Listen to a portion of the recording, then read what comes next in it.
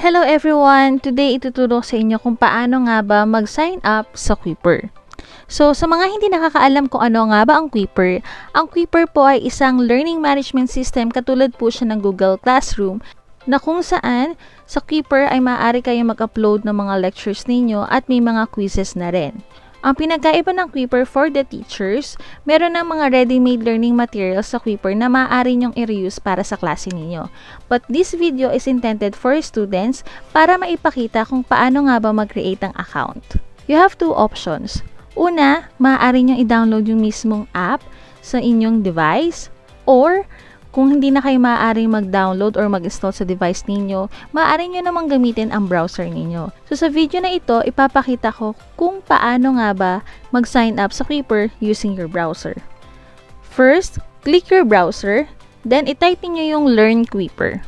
Then click nyo muna itong Learn Quipper. Ayan. Then click nyo yung Login Learn Quipper. Maglo-load siya. Let's wait for it. At lalabas itong webpage na to. Now you have these two options, log in with Facebook and log in with Google. These are for those na nakasync na or nakakonect na po yung Facebook account nila o yung Google account nila sa mismong Quipper. Pero kung wala pa po yun or hindi nyo pa nasisync yun, simply create an account. So pindutin natin yung create an account. So after clicking create account na button, lalabas na ngayon yung sign up with Facebook and sign up with Google. I suggest na ang pindutin ninyo ay yung sign up with Google because you already have an existing DepEd QC account or yung DepEd account ninyo at mas madali yun na doon nakalink instead of sa Facebook.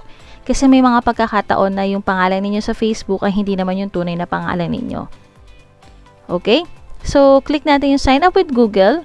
Then, lalabas ngayon yung mga naka-sign in na Google account sa mismong device ninyo. So, example, pipili ako ng isa. So, after clicking yung sign up with Google and choosing kung ano nga bang Google account yung isisync ninyo sa Quipper, lalabas na po yung mga basic information ninyo na nagmula do sa Google account na yon. Pero hindi lahat ay masasagutan. Example, itong grade, kayo mismo ang mamimili na niyan. So for the grade, example, grade 9 tayo. Then, leave it uncheck yung I have a school membership number. So, wag nyo na checkan yan. Pagdating naman do sa phone number o sa contact number, it is optional. So, pwedeng ilagay ninyo or pwede namang hindi. Sa email, kung mapapansin niyo, ito yung pinili natin kaninang Google account. Then, sa username, I suggest and I highly required, ito para sa mga estudyante ko, na gamitin mismo yung totoong pangalan nila sa username para hindi rin mahirapan ng mga teachers nila o ako mismo na mag-record ng scores nila. So, reminder lang, ang username po ay lahat ay small letters.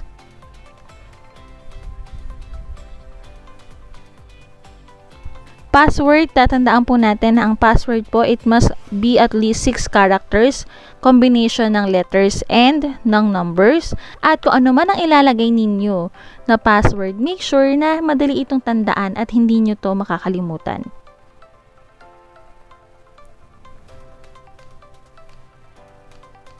Then, confirm nyo lang.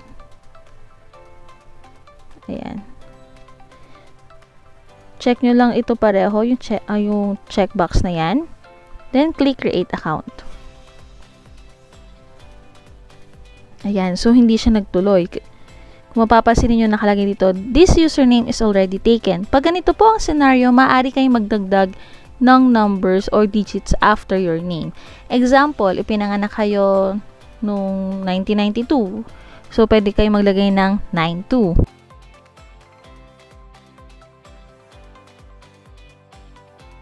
Then, click nyo ulit yung create account. Wait for it na mag-load. Ayan. So, ibig sabihin, okay na yung username ko na yon. So, ito na yung homepage ng Quipper. Nakikita ninyo itong to-do list na to. Itong to-do list na yan, nakalagay dyan 0. Ibig sabihin, kasi wala pa akong kailangan gawin or wala pang pinapagawa sa akin bilang estudyante.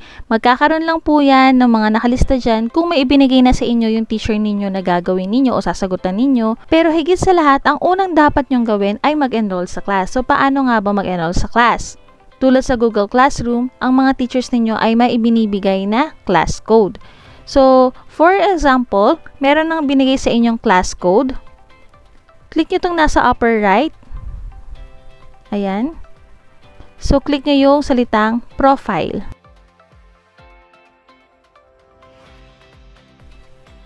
Then, maglo-load yung profile page ninyo. So, andito yung mga accounts, yung Manansala Don 93, that's your username, your password, your other user information, andyan. So, kung makikita ninyo dito sa may profile, doon sa right side niya, may scroll down arrow yan. So, click nyo lang yan and click class list. Then, lalabas na ito. So, kung makikita ninyo nakalagay dito, join a new class, classes, you don't belong to any class. Ayan.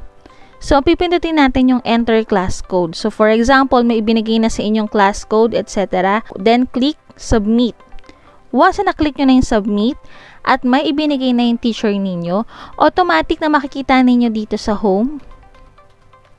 Ayan, click lang natin yung home. Pagka-click nyo ng home, tulad na sinabi ko kanina, lalabas na dito sa to-do list yung mga kailangan nyong gawin automatically. Okay? So, tulad sa Google Classroom, ang Kuiper po ay mayroong ding deadline. So, nasa-set din yan ng mga teachers ninyo kung hanggang kailan nga ba kayo pwede lang magsagot ng activities o ng assignments. And that's all for today. I hope may natutunan kayo sa video na to. If you have any other questions or suggestions, please comment it down below. Bye!